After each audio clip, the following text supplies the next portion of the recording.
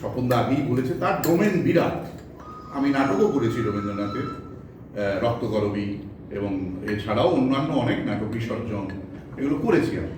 কিন্তু আমরা রবীন্দ্রনাথকে চিনি মূলত বেশিরভাগ মানুষ গান এবং কবিতা। তা আমি তার একটা কবিতা সকালে আজকে বোধহয় করছিলাম ঘরোয়া অনুষ্ঠানে, অন্য একটা কবিতা এখন বলব। সেদিন শারদ দিবা অবসান, শ্রীমতী নামে সে দাসী, পূর্ণ শীতল সলিলে নাকিয়া, পুষ্প প্রদীপ থালায় বাকিয়া, রাজমহিষীর চরণে চাহিয়া নীরবে দাঁড়ালো আসি। শ্রীমতী সভয়ে মহিষী কহিলা, এ কথা নাহি কি মনে?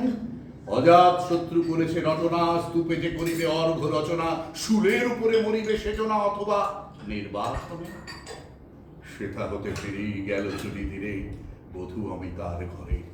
সম্মুখে রাখিয়া স্বর্ণ মুকুর, বাঁধিতেছিল সে দীর্ঘ চিকুর, আঁকিতেছিল সে যত্নে সিঁদুর, সীমন্ত সীমা পরে।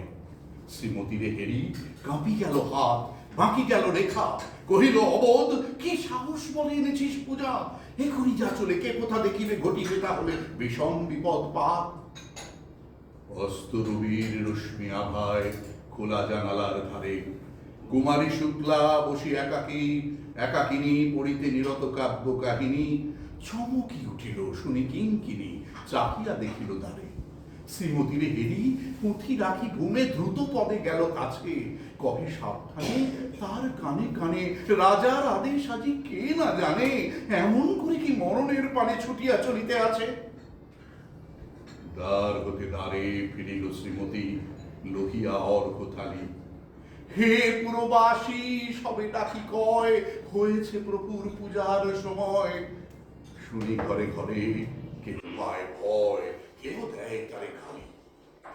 দিবসের শেষ আলোক মিলালো নগর সৌধ পরে, পথ জনহীন আধারে বিলীন, কলকোলাহল হয়ে এলো ক্ষীণ, আরতি ঘণ্টা ধ্বনি প্রাচীন, রাজ দেবালয় করে।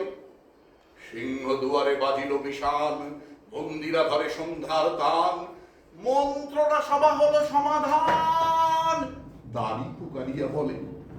এমন সময় হেরিলা চমকি প্রাসাদে প্রহরী যত, রাজার বিজন কানন মাঝারে, স্তূপ পদমূলে গহন আধারে, জ্বলিতেছে কেন যেন সারে সারে প্রদীপ মালার মতো। মুক্ত কৃপানে পুররক্ষক তখনই ছুটিয়া আসে, সুধারে, কে তুই ওরে দুর্মতে, মরিবার তরে করিস আরতি। মধুর কণ্ঠে শুনিল শ্রীমতী, আমি দাসী। সেদিন শুক্ল পাষাণ ফলকে পড়িল রক্ত লিখা, সেদিন শারদ স্বচ্ছ নিশীতে স্তূপ পদমূলে নিভিল চকিতে, শেষ